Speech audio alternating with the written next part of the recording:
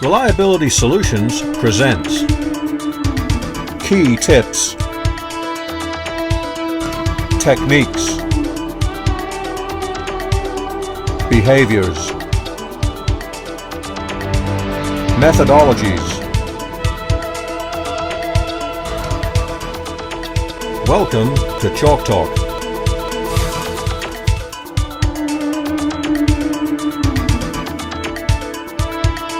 Hello and welcome to Chalk Talk.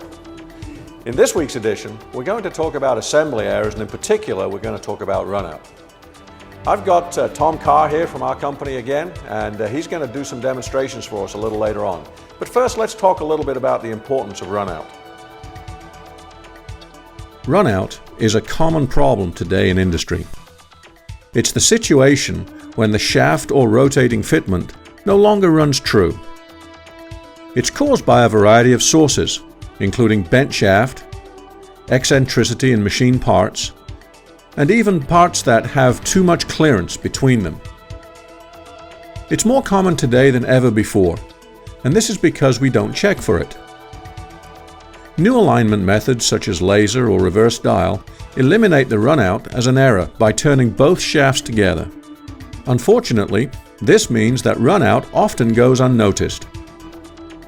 Let's go ahead and throw it back to Tom to see how we can check for runout. Hey, Tom Carr, Reliability Solutions again, doing a little more chalk talk. In this session, we're going to talk about checking radial runout and the need to know where our high spot is on the shaft. Now, if you think about it, the way we're going to mount this shaft in these pillar block bearings, it's going to be important that we know going in if this shaft is bent, if it's twisted, or if it was just turned off center a little bit. And the only way we can know that for sure is to check with this dial indicator. And I've got this mounted. With mag bases and dial indicators, you can mount them a number of ways, but in this case, I'm going to mount my mag base down here. I'm going to bring my dial indicator in, making contact with the shaft at close to a 90-degree angle, making sure everything's good and tight now, getting good repeatability, and I'm going to zero my indicator. Now you see I'm starting way back on the back of the shaft, and then I'll work my way out, and that way I'll have an idea of where I am on my shaft. So just a quick turn around, and I'm seeing a high spot right along in here. And remember again, radial runout is always positive. Runout's never negative.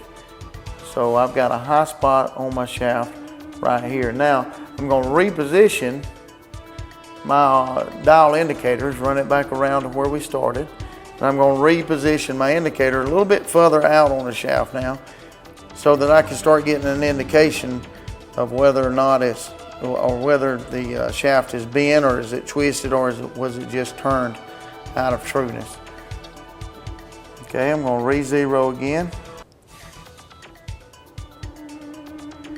And as I turn around this time,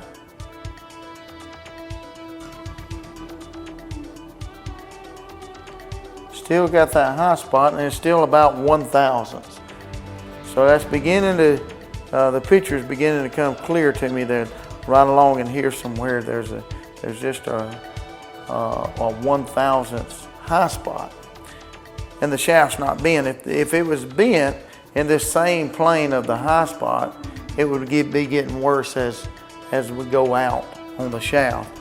Now I'll work my way out one more time toward the end of the shaft now. I don't want to get right on the edge, or maybe a high spot right on the edge. I'm going to run it back around where we started and re-zero.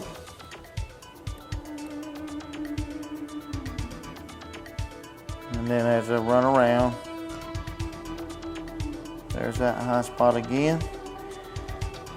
And again, it's about 1/1000th high. So right in this plane, right along in here where my indicator pin is, I'll mark me a place to let me know where my high spot is.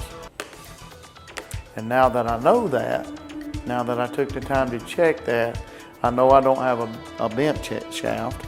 I know I don't have a twisted shaft. I have a shaft that was turned out of trueness just 1/1000th of an inch. Knowing that, now I can consider going forward, I can consider maybe where to set my set screws so that I can actually help reduce that 1/1000th. That'll be in another session. Hey, this is Chalk Talk, and I'm Tom Carr with Reliability Solutions. So that's how you check for runout. It's pretty easy and fairly quick. A typical standard for runout is going to be less than 2/1000ths of an inch. Reliable manufacturing is effective organizations, precision maintenance, process excellence, and asset condition assessment. To get your reliable manufacturing roadmap, contact us now.